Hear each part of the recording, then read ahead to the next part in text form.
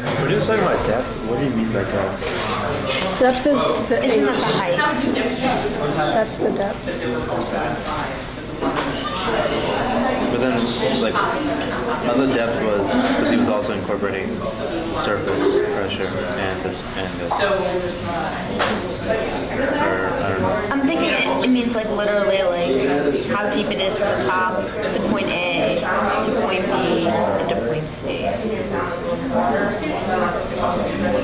I think it'll be the second one because if you use this equation, only H is changing, or H doesn't change. Density doesn't change, and G doesn't change. So I have a question. I know depth is height, but like the way he explained it in lecture is he was using height until he mentioned surface pressure, and then after that he started using the word depth. So is depth, does that include the surface pressure plus the height?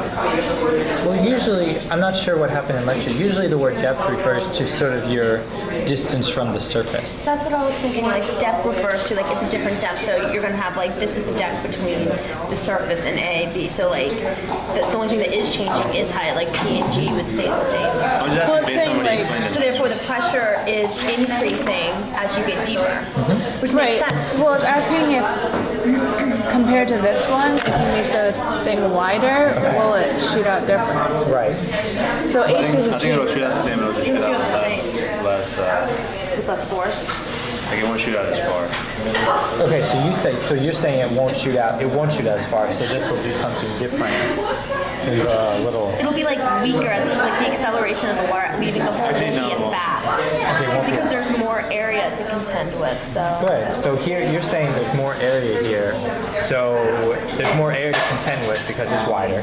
So it should shoot out less fast in the narrow zone. That's your stand, your claim. Good. Okay. Do you all agree or disagree? It sounds like you want to disagree.